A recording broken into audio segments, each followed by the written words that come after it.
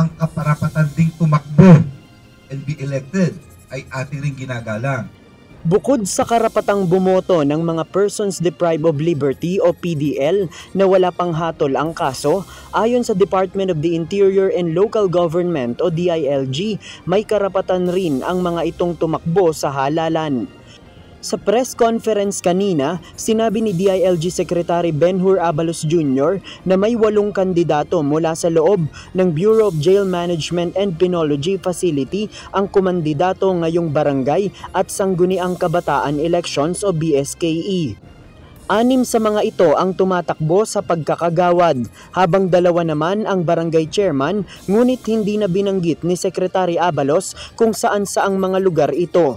Paliwanag ni Secretary Abalos, hindi pa naman nahahatulan ang kaso ng mga nasabing PDL, kaya napayagan pa silang kumandidato sa eleksyon.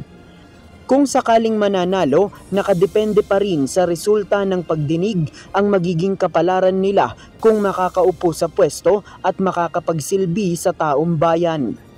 Yun ang ano ng proseso ng demokrasya, pero you still have to wait for the, kaya nga detainee wala pang judgment Kung yung judgment nito ay palalayain ka, kaikot ka na. Diba? Ano na, dismiss na yung kaso, pero kung yung judgment nito is disqualification from office, tanggal ka. Samantala sa Manila City Jail, nasa higit 300 mga PDL ang bumoto kanina. Kabilang sa kanila ang mga registered voter ng mga barangay na sakop ng District 1, District 2 at District 3. Ayon sa Manila City Jail, nagpadala ng mga campaign video ang mga kandidato na siya namang pinanood ng mga PDL para makilatis nila ang mga plataforma ng nais nilang iboto. Kasi alam naman po natin na sa paglaya namin dito, sa piitang ito, wala naman kaming ibang matatakbuhan, kundi yung barangay din namin na uuwian namin at sila din ang tatanggap sa amin pag-uwi namin. Masaya kasi 3 taon na akong dinakaboto sa barangay namin. Kumbaga, 4 na taon na pala. 4 na taon na ako nandito Magdi-5 taon na.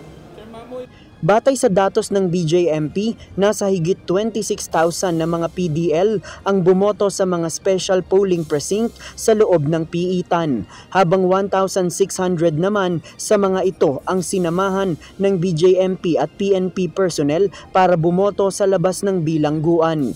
Ang mga PDL na pinayagang bumoto sa labas ay yung mga wala pang 6 na buwang nakabilanggo, wala pang hatol ang kaso at pinayagan ng korte na lumabas ng kulungan sa pamamagitan ng court order.